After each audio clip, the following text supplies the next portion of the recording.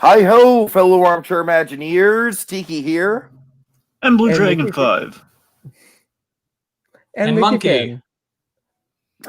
Fan. I feel like this is going to be the running gag of the episode. And Mickey Fan. Apparently. Good grief, it's a running gag. Greetings, fellow armchair Imagineers, ladies and gentlemen, as we find ourselves on the cusp of Disney's big venture into the world of streaming, even courting a war in the process. We thought it'd be nice to stay up to date on the ever-growing catalog and rule on what's a must or a bust on Disney Plus. And tonight, it's time to load the files. It's time to edit clips. It's time to talk about whether or not Muppets Now is shit.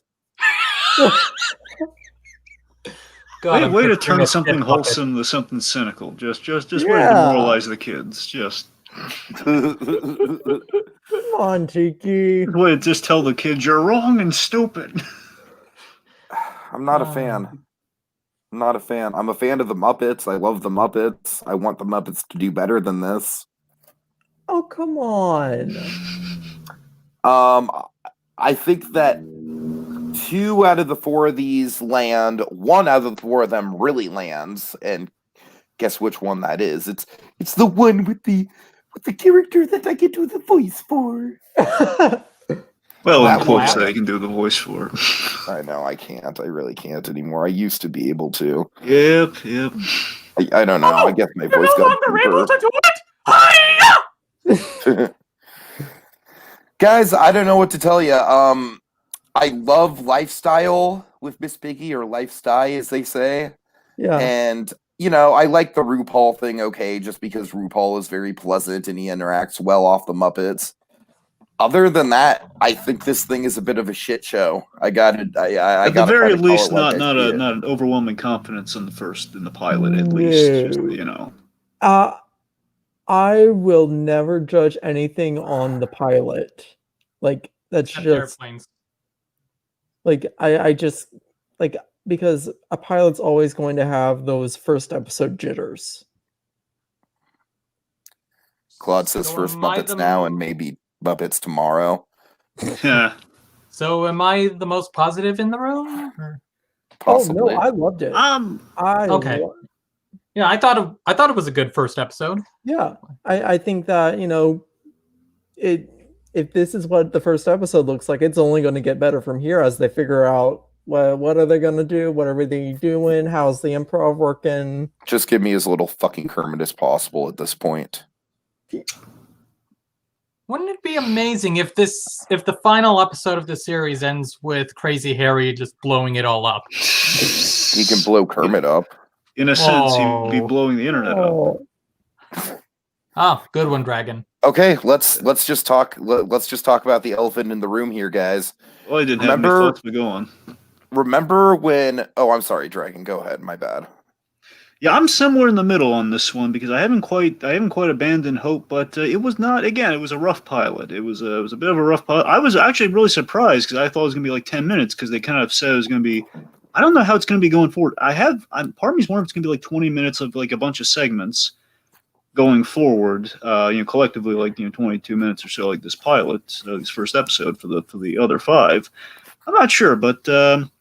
I didn't get the character I was most excited to see, who was really kind of, I want to say, maybe an original for the show. Joe the Legal Weasel. I think it was Joe. I think his name was Joe. Yeah. This Legal Weasel character. I was really excited to I see hope him. he shows up. That's what I'm saying, because he's been like the marketing and some of the, I think, during some of the announcement stuff. Yeah, it was in that first teaser they showed at D23. Yeah. So yeah, point being, I'm very lukewarm on him. Like, well, let's see how the next one is. But there's some elements I liked, but it really kind of raises this question, like, how modern can we take the Muppets before they kind of cease to become themselves? That's kind of where I'm at on it, where I think the answer should be, it shouldn't matter, but looking at what we got this first episode, it kind of makes me kind of ask it again. Like, I don't know, maybe there is like a limit to how modern we can take the Muppets before it's like, we have like the charm of the old variety show thing, just putting the Muppets in everyday situations taken to, we've spliced it together in like a nice little kind of package that's a little more timely than maybe we'd like right now. I don't want to be reminded of where we're at right now. And I'm sure that's completely coincidental, by the way. I'm sure they were just trying to go for a modern thing. It just ended up being that way. And now going forward, they might be in luck. But if they stick to this format, but it's yeah. Yeah, it does. I do feel like this is sort of variety show-ish format with the different segments and such. So Yeah, nice and spin.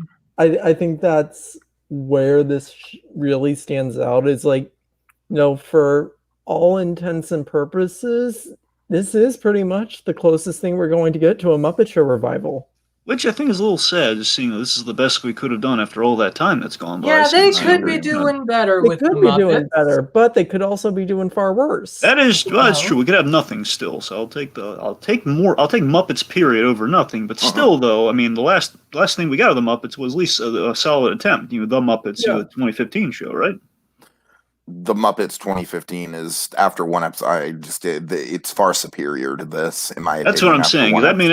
We had like a weird Star Trek thing about where for a while, I don't know, I rewatched it, but it's been a while, so I can't remember like how the episodes timed out. I want to say every other episode was like a major success, but there was an episode that was like a little iffy, but like every other episode was like a pattern, because you had the Gonzo episode, and you had some slam dunks there. Like this is fantastic. I think I only saw like half of the first half of it when it was out, and I never got around to the second half for some reason. Mm-hmm. I'm sure I'll get back to it, like especially once it gets closer to say, when holiday episodes take place. Sure. Yeah. All right. Let's see. So Claude's saying, I believe that nobody should judge a show on its pilot/first episode. Exactly. I want to be clear here. I will continue to watch Muppets content as long as there is Muppets content. I will continue to cover it as long as it is out. That doesn't mean I have to like it, but there is stuff I like about this, and I do think the variety show format has potential. I'm just saying, there's one little green elephant in the room that we have to talk about right now. We can't waste any more time. Fred Burger? All right, so you guys remember in Muppets Most Wanted when Matt Vogel played a character who looked like Kermit the Frog? He sounded like Kermit the Frog. He even acted like Kermit the Frog. At times. But we all knew in our heart of hearts he wasn't really Kermit the Frog. He was Constantine, the world's most dangerous frog. He was the most dangerous frog and number one criminal. Constantine has come true, guys. I feel like an imposter has taken over Kermit, and I hate to say that about Matt Vogel. I'm not trying to call Matt Vogel himself an imposter. I'm saying there is something really off about it, and I cannot. It's getting to the point where through the commercials and stuff, I was hoping I'd get more used to it, and after watching, this is like the first full-length thing they produced with Vogel as Kermit. I'm not getting used to it, guys. Neither am I. I had hoped that it would grow on me, but so far this is kind of like confirming my worst fears that, oh no, it's not gonna. Well, again, I highly doubt that this is one problem. I highly doubt might get better as it goes forward. I don't know. I mean, this is like, I don't know. Okay, but I've noticed that Matt Vogel's Kermit has, it was not great when he started, but it's gotten a lot better. Like if you look at the stuff they did during quarantine and all that, it's like pitch perfect Jim Henson Kermit. To tell you the truth, I think it fluctuates, and I think that's the problem. He struggles to get it consistent. But I think I would say I'm in the I find him fine camp. Maybe still getting used to it, maybe have gotten used to it.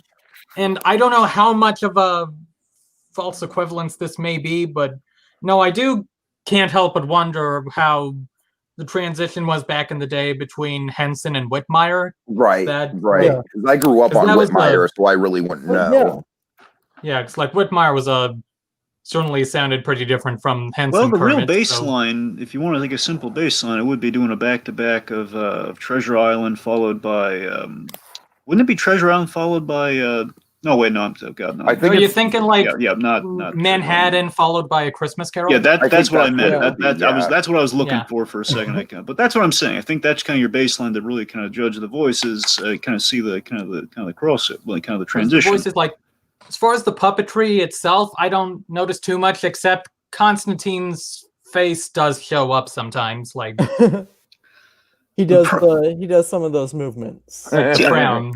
So I think what it is, even if you look at Muppets Most Wanted, you have, and what I think you have with Vogel in places is that it's a sustainability problem, as you guys are kind of flirting around here, is that, again, in short bursts, in short elements, like him constantly doing an impression of Kermit the Frog, the lovers, the dreamers, and cheese, right, something like that, that's great, because, again, he only needs to fool people for just a short time, and again, we know, we also have built into our minds, that's not him, so even if there's any imperfection, it's fine. So again, comparatively, sounds pretty good. And again, it's a character doing an impression of an impression, which again, so that's interesting. And going forward, like any short Muppet content where you seem to fill in, I mean, the most I think he could sustain is like singing, a Rainbow Connection or the, It's Not Easy Being Green. I think more so, It's Not Easy Being Green. You better not fucking touch Rainbow Connection. But you know what I mean? I'm saying they've done some of that. Again, that's all I've got to say. Wait, do you mean the series or Matt Vogel? Vogel. Well, I mean, he sang it at the Hollywood Bowl shortly after getting the role. God damn it! And he killed it. Well, more so stuff like Not Easy Being Green. Like, I think it's only some of the quarantine content's been done. It's just like been singing a song. I think specifically that one, where again he kind of passes again in like kind of a short. But again, there's also a built-in iconography where you know how it sounds. So again, if you're thinking there might be like half fondness, half the actual performance in that. Yeah. But this is the first time we're having a kind of like very supposedly sustainable performance without anything kind of built in from the original. This is all new stuff with Kermit and Matt Vogel as Kermit, which again, I'm sad to say, I don't think it's gonna be able to sustain itself.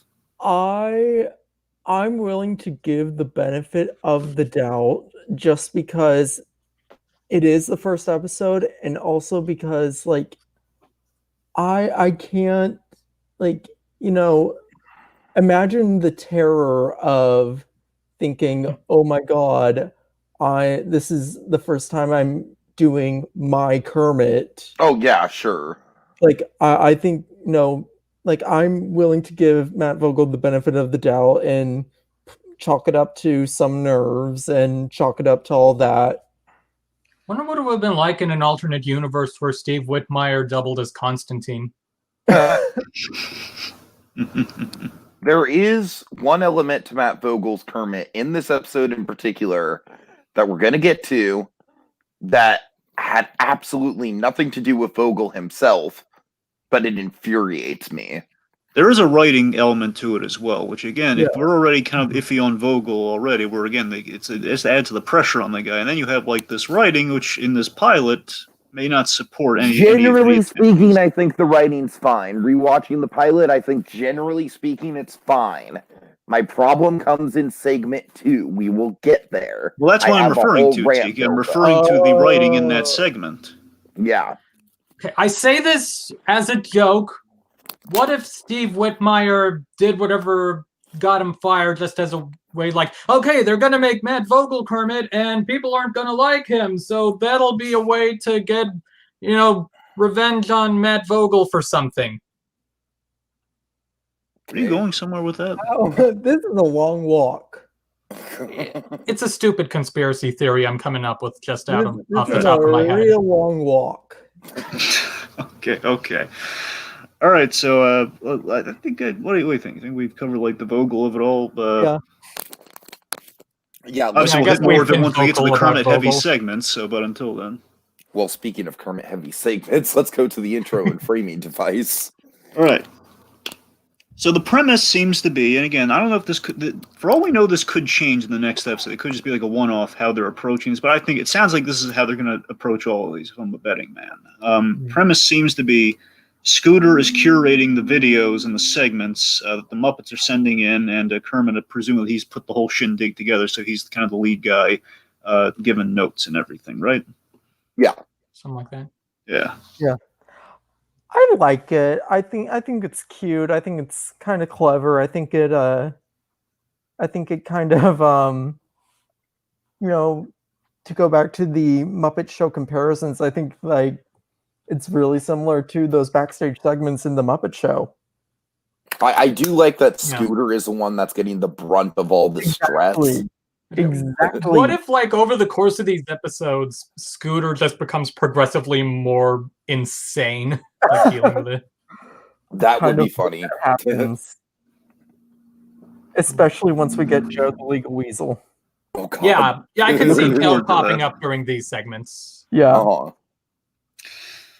Yep. I did get a little bit of a JJ at home vibe. Did you get that watching this?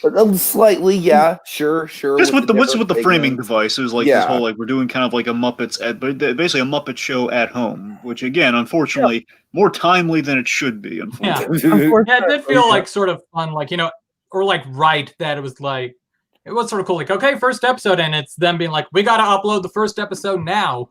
So like it's the due date or something. So yeah, it felt topical. And like Dragon said, I wonder if that'll change. I wonder if like it will always be a rush to get the episode uploaded, or maybe next episode it'll be like, hey, well, you know, we can take our time. But I don't know. I don't think it'll be as did you fun. notice this last watch? I was keeping a little bit of an eye out more for little Easter eggs during these framing segments. Did you notice the sort of video webcam communication thing that you were using? Yes. The rainbow connector. Yes. I on the rewatch, I kind of noticed more of the notes on the screens. They had like some really funny like last minute notes that you kind of want to see all these a little bit more than you want to see the correction. My favorite one was that I love how Uncle Deadly is very concerned about recording an audio. I know. Commentary. Yes, Uncle Deadly has a commentary track. Gonzo had an elaborate CGI sequence he wanted to work in there. So he had some really solid kind of text-based jokes. Yeah. Message. Rizzo sent a text, so is he going to turn up in this series? I think he will. I think he will. Yeah, I think there's a lot of people. I know that Peppy has an individual segment that we haven't seen yet. What if they replaced Rizzo's voice with the voice of Mickey Mouse? Oh my God! As a final payoff to the Muppet Vision pre-show gag. Yeah. So just one thing I want to speak to here, which again, this might be a kind of a kernel of something with Kermit to either keep an eye on going forward or what maybe something's going to bleed into his later segment here. So I think a potential thing with Kermit the Frog that was kind of slowly but surely kind of an undoing in the Muppets from 2015. A lot of people had a problem with this, especially Steve Whitmire.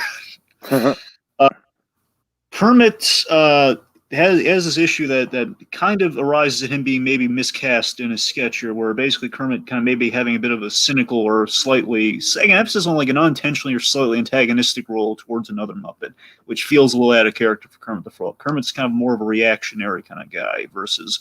Are you saying in this situation he's antagonistic towards Scooter? But I think unintentionally, but he is like in that position where he's like he's unloading all the stress on the Scooter, and he seems really to me, I personally didn't mind that just because it fits within Kermit's wheelhouse of, you know, just kind of trying to keep the ship afloat. Yeah, and it's not like he hasn't unloaded his stress onto Scooter before. It's not like that's something new for Kermit. That is true. What I'm saying is like kind of doing it with a smile, like a vaguely passive-aggressive sort of thing. Which I'm just pointing out because you could upload these episodes. That'd be great. Yeah. Do you know what it's like having the stress of being on your third voice? Oh God. Well, that's what I'm saying. I'm just bringing it because it was kind of a concern the last time they did kind of Kermit and kind of a Muppet show, where again he was like kind of the guy behind the scenes, and he could be a little like him competing with Josh Groban for Miss Piggy's affection, that whole thing. God, I love that. That's what I'm saying. That whole like again, it's kind of like smiling, like, "Hey, you're in trouble, buddy." Like I don't know if that's Kermit the Frog, where it's sort of like, "Hey, you're gonna be fine." He's kind of going off after he's like, "Hey, deal with this, man." He's out of there. I'm out. All right. No, it's a little thumbtack in there. It's like maybe we'll see. Put a pin in it. Yeah, pin. Yeah, exactly. Okay. All right, let's move on to Lifestyle. Oh, that's a great title. I love the titles in all these, by the way. The titles were really on fire. I think Lifestyle is like just above and beyond the best one. Just it isn't like the biggest complaint I've heard about this one is it's like, oh, we've seen these kinds of Miss Piggy shenanigans before. Yeah, and I'm that's like, why we so love what? It's Muppet. well written. It's Yeah. they know the character inside and out. It's true to the character. It's true to Deadly. It's true to Piggy.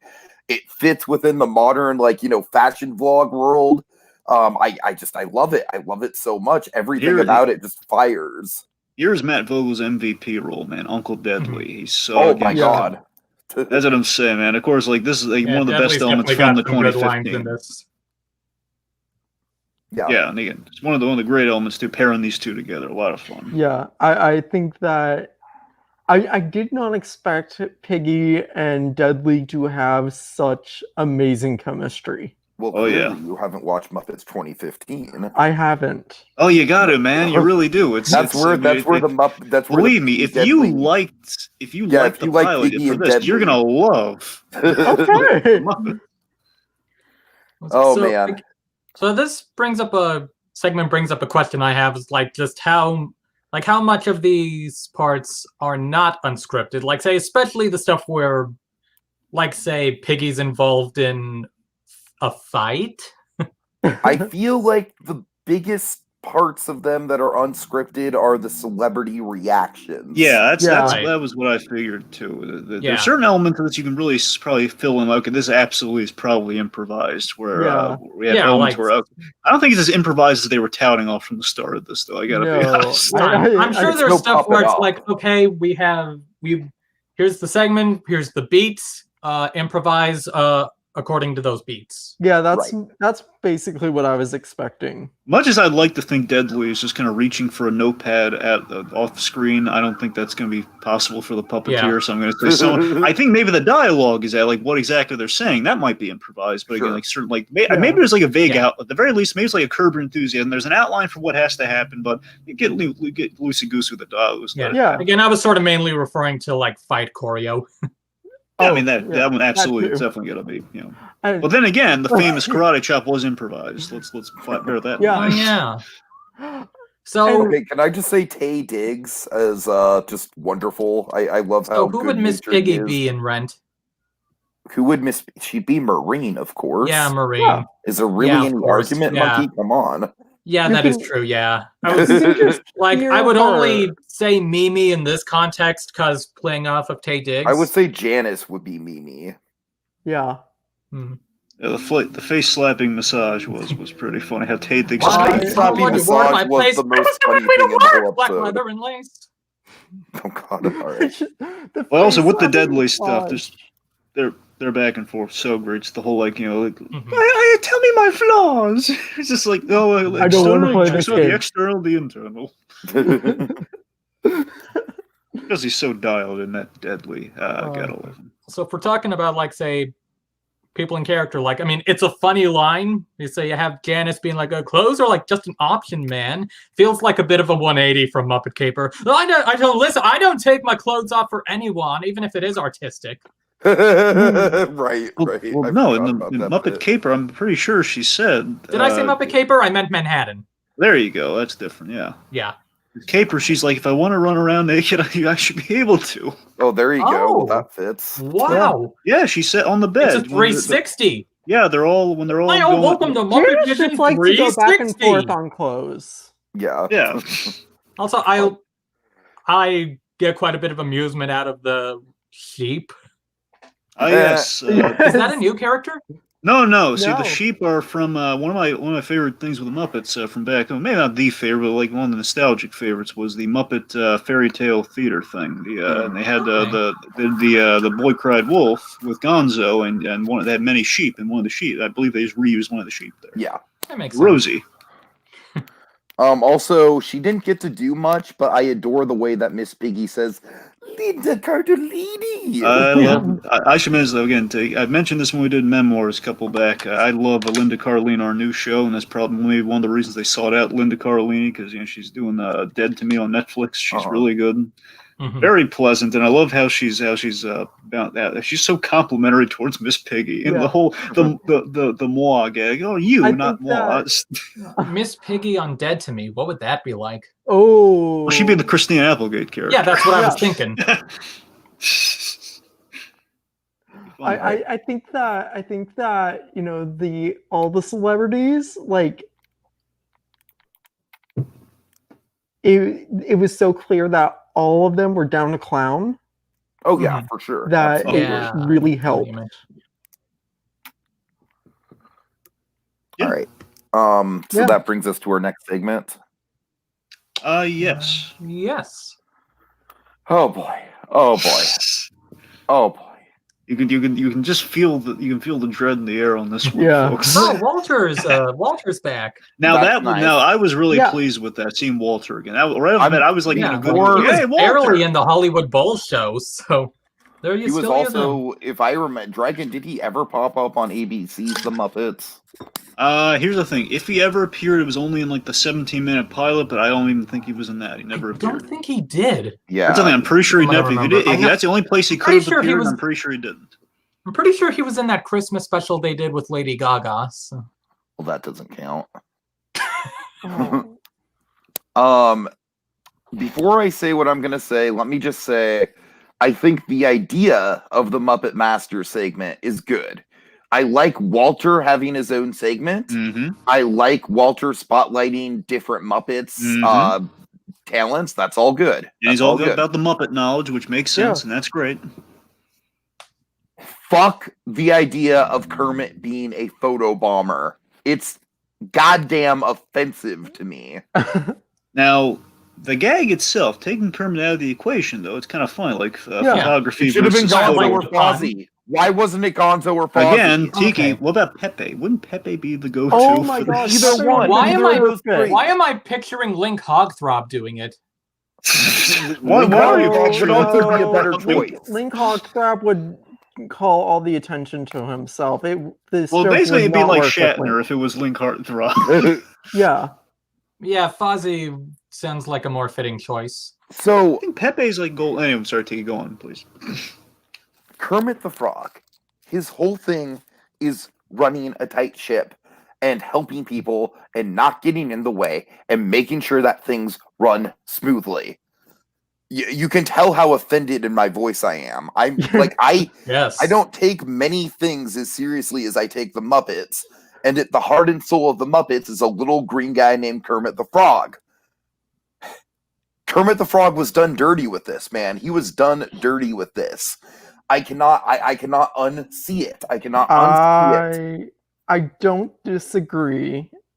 I hate that this exists, honestly. But I have an idea why this happened. The idea, I imagine, again, for me, because they wanted fucking Vogel Kermit to be young and hip and cool for the kids. Well, no, but if I can tell you why, anyway. You're close. No, it's not because it's like a hip and now thing. No, I think it was because while this might be tailored towards a different Muppet, say a Pepe or a Gonzo or somebody else, or someone who's going to be more like, hey, it's me, or like Rizzo or Pepe or something. I think they went with Kermit because Kermit sells, man. It's because Kermit is, again, he's the iconic Muppet. I mean, not that the other Muppets should have had him do something other than photo bombing. I'm just saying, given I had an idea for a sketch, and I don't know, I doubt it was like a last minute thing, but I doubt maybe in the figuring, like, okay, which Muppet should we put in this situation? Maybe it was like, well, we want to get Matt Vogel's Kermit, people used to Matt Vogel's Kermit, so we got to get at least Kermit like a few of these sketches. That's a great maybe idea to get people used to Matt Vogel's Kermit. Just do the opposite of what regular Kermit would do. He's gonna be really catty with any serious dedication to this topic, aren't you? The only reason I could think of to go ahead with the Kermit thing was to work in the tea gag. Yeah. Which gets a laugh out of me. Yeah. But nevertheless, yeah. I will admit the second half of the sketch when Walter tries to do the photobomb on that's funny. That's all funny. That's all good. Now, logic-wise, that's the only way I could actually hear a legitimate case for why they wanted Kermit in the sketch. Because if they want Walter to get karate chopped by Piggy and you want a horrific reaction from another Muppet, Kermit would be the ideal candidate. And perhaps they got stuck with him in that regard. If there's an actual logic to it, that's who would know not to fuck with Piggy. Right. That's the only actual logic for making Kermit the photobommy or the photobommy Muppet, if you will. It just bothers me so much. It just the Kermit I know would never intentionally get in the way of shit like this. Well, technically, he's not getting in the way. He's getting in the background. You know what I mean. Mickey Okay, now Sam. speaking of which, one thing we got to address here, something that did work really well in this sketch as well. Sam Eagle, him loving portraiture. He loves American portraiture. Long painters. I will admit, the presence of Sam Eagle did kind of soften the blow a little bit. I just love it. He's a big fan of Norman Rockwell, all the American painters and portraitures. Wouldn't it have been wonderful if there was some post-credit scene to this episode? Or hell, maybe they could do this for the whole series. But let's say this episode for now, where it showed that Sam was still standing there. Oh my god, now I want that to be a whole... I just want that to be Sam's whole arc for the first season. Yes. Will he move from that time lapse? Okay, I'm going to pitch something that's going to hopefully cheer Tiki up here. I'm going to give it a shot. Okay, so imagine this. Imagine Joe the legal weasel. Oh god. Doing a commercial, and as the set dressing, very pro-America, very very patriotic. We had Sam Eagle kind of as the fill-in, along with the American flag, little Saul Goodman-esque. Yeah, sure, I can see it.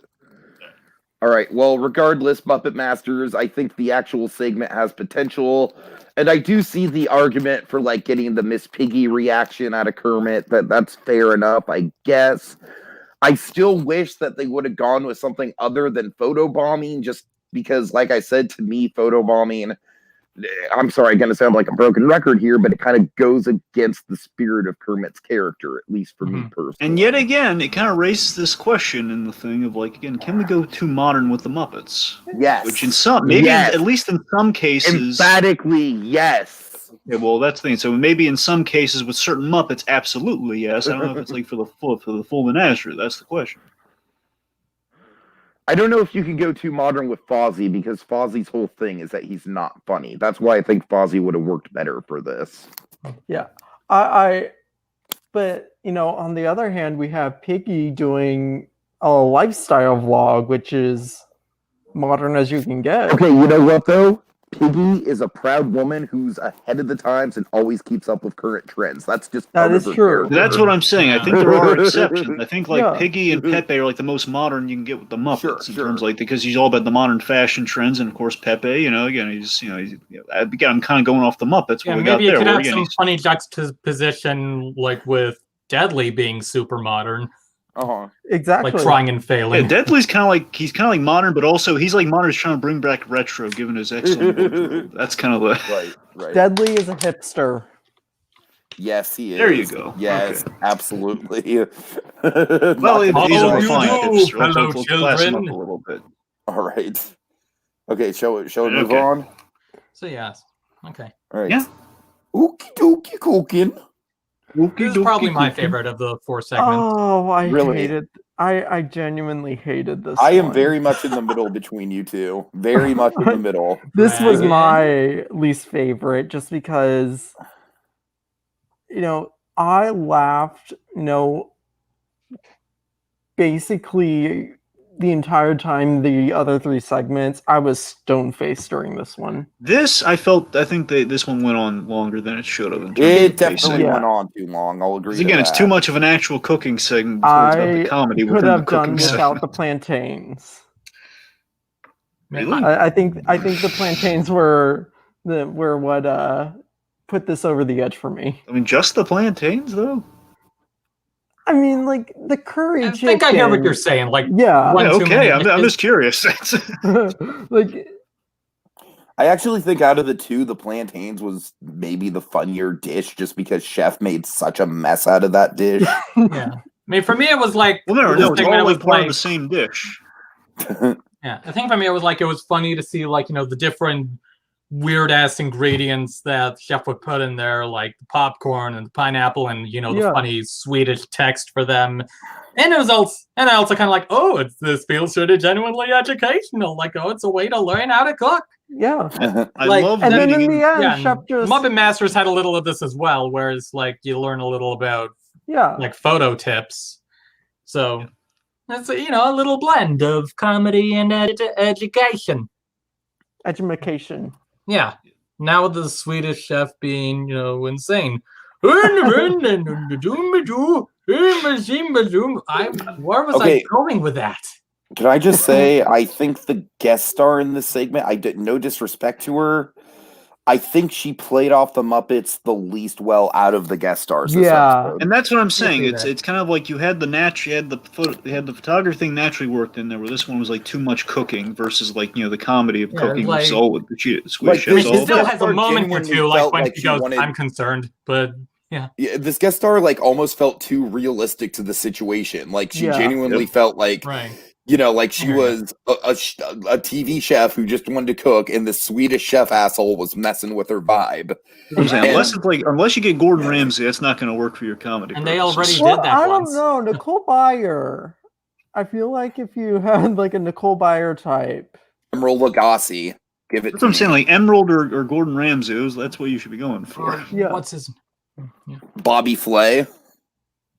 Not who I was thinking of, but never mind. Guy Fieri. Guy Fieri, that's what I was Guy thinking. Fieri would kill this segment. He would. Like And the funny thing is, I don't know if Guy Fieri or Chef's meal would end up being more edible. Guy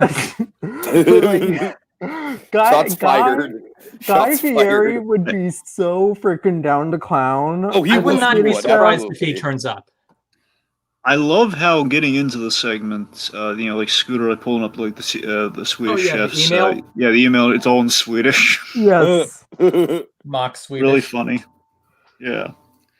So of course, the comedy of the thing. Of course, how do you guys feel about the last gag? The Swedish chef. He's very against tipping after he's completly cheats. That was probably the funniest Swedish chef gag of the episode. Yeah. And of course, he doesn't want to pay the guy. He's like, no tip. No tipping. The poor guy just wants a signature, and the chef just is like, he won't even let someone else sign for it. Just like, no tippy, no tip. God, that's all crazy. All right. Now for, I think, the kind of the middle ground segment of the episode, I think we can all agree on. Up close and personal. Something personal. Gonzo. We had Gonzo's gag where he's What the 30-day survival? He wanted the survival show. Yeah. Yeah, 30-day survival show with his wits and a salad. Remember, it's with his wits and a salad fork, and he's not going to take the camera with him because that would be cheating. Yeah, Gonzo's great in this one. Like hearing this up close and personal, his line about being awake for the spiders is the biggest laugh for me in this whole. The trapdoor gag with Gonzo is priceless. That's the thing that being played off of RuPaul is fantastic. Hey, if there was a trapdoor over a crocodile pit, would you want to know about it? Well, I mean, I'd like to know about the surprise. But say sashay away. So it's like, okay, he wants to know about it. He wants the lever. When he was when RuPaul was saying like, yeah, I'd like to meet a spider. Was anyone else hoping a spider would show up like some? Part of me was expecting that, but it was like, well, I guess they don't. I know it would never happen, but I'd love for the fucking stupid old Doug Walker meme to pop up at that point. Oh god! Well, I have a whole legion of spiders. Obviously, it would never happen, but and then sorry guys, let me change the channel.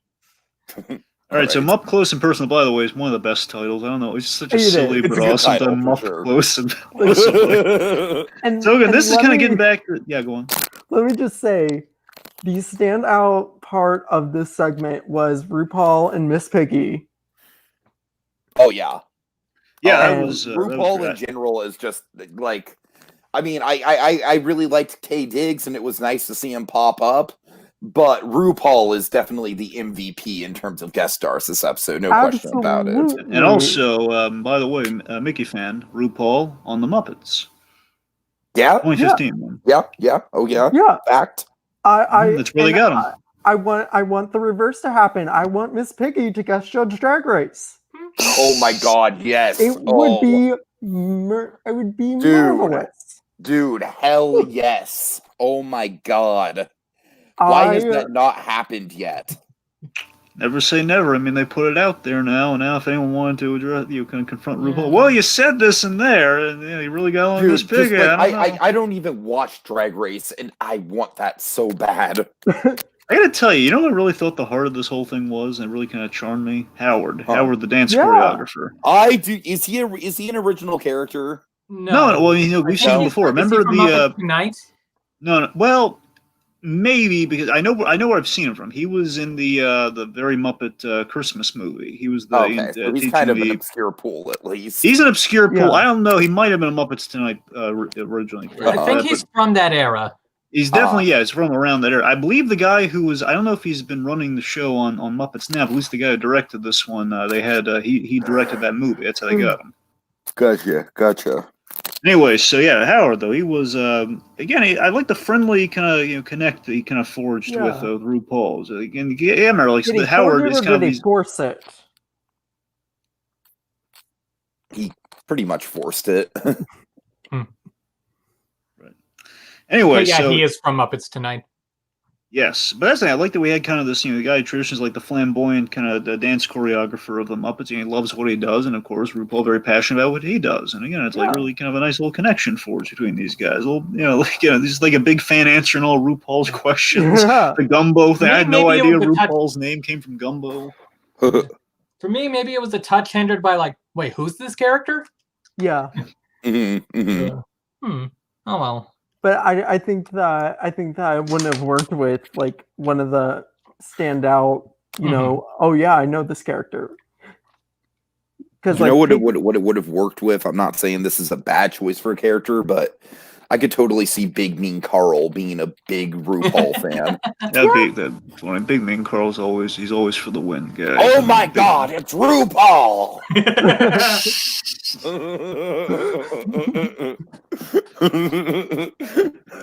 I gotta tell you, I think what also worked. Big Mean Carl gets so excited he accidentally eats RuPaul. Oh, okay, that's going a little too far. We can't have meat RuPaul. Yeah. He'd spit him back up. It'd be fine. No, we can't eat RuPaul. You can only eat smaller Muppets. You can't eat RuPaul. Oh, yeah. Also, RuPaul's tangentially related idea. So I was, just wondering other ones who could be in that slot. I was wondering about, like, say, Link Hogthrob or Sweetums. What if this series ends with Sweetums finally showing up too late? Oh my God! Oh my God! So too. Oh my God! Oh, now that you've put it out there, I want that. I just want us to be waiting for Sweetums. Just where's Sweetums? When Sweetums gonna show up? And then at the very end, after everything's closed out, Sweetums is gonna like get on a Skype call or something, and be like, "Hey guys, I'm a little late, but I got my sketch." What if there's a Muppet Masters one where we see Sweetums working at the car dealership? Oh, I would be so down for that. Oh my God. Love that. Oh my God. It would never happen, but I would love to see a Muppet Masters where we follow Sweetums at his day job at Muppet Vision. Aww. Well, I just go out there and ask where the bunny is, and I know the bunny's on the balcony, but the kids don't know that I know, so I play along. Sometimes I accidentally wander next door onto the First Order ship. Right, so the Muppet got the image of Sweetums amongst all those stormtroopers. Okay, anyway. Sweetums on Muppet Vision would be great, but I gotta tell you, it'd be great if you had him working at the car dealership, and basically the gag would be he's selling Robert Downey Jr. an Audi. Oh God. Anyway, but yeah, so any RDJ. Yep. God. All right. So the thing with Muppet, to steal a joke from Family Guy, that's got a T. It says audit. Okay. So I think we should probably wrap it up, right? Well, if I can get in my No, go ahead, Dragon. Go ahead, by all means. With Mupp Close and Personal, another thing too is that again I like how we're kind of getting. Honestly, it's kind of closest to the original Muppet Show in the sense of it's Kermit the Frog conducting an interview with a celebrity. Yeah, sure. It's quite nice. And I got to tell you, the one I do like the comedy interruptions. They worked well. They were timed well. I kind of wish I would have gotten more of the actual RuPaul interview, because the RuPaul interview started out genuinely kind of heartwarming, if it's all like, if I could talk to my 7-year-old self, I'd say, honey, you're on the right track, keep dancing, keep laughing. Yeah. I really liked what he said about, the whole, like, don't be People afraid to love. let people love people love you. It's hard, Yeah. but I had to, and I'm like, that's a nice, Yeah. that's a nice Yeah. sentiment from RuPaul. It was. I And- genuinely It was. appreciated that. Yeah, RuPaul is, for all their flaws, RuPaul is someone who I just have an immense amount of respect for. Totally.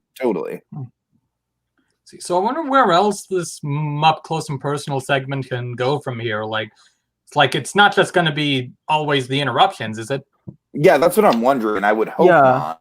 Because I feel like that gets. I mean, like I said, little I one genuinely like to see some more thoughtful interviews. Yeah. And still have some funny hijinks in there. Yeah. Try to vary it up a bit. Yeah, because I feel like the same format of interruption would get just really old. It would get really repetitive. Yeah. All right, guys. So I think we're on the end of it, right? Something like that. Yeah. Final thoughts, gentlemen. Well, I mean, also there's like the scooter thing at the end. Do we want to talk? Yeah. We kind of cover a little bit the front. I mean, it's the same framing device, but So is his desktop a picture of Skeeter? I'm sorry, what? Is his desktop a picture of Skeeter? I didn't notice. It might have been. All right, so yeah, he just gets so stressed out that he breaks his chair.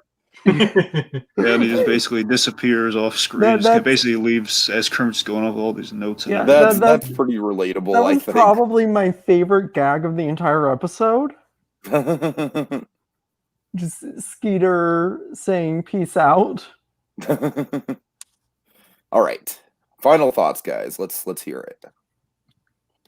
So I thought it was a good first episode. I mean, it's like maybe one of those things where it's like gets a little old if after watching it multiple times, but yeah, good first viewing. Look forward to the rest. Mickey fan?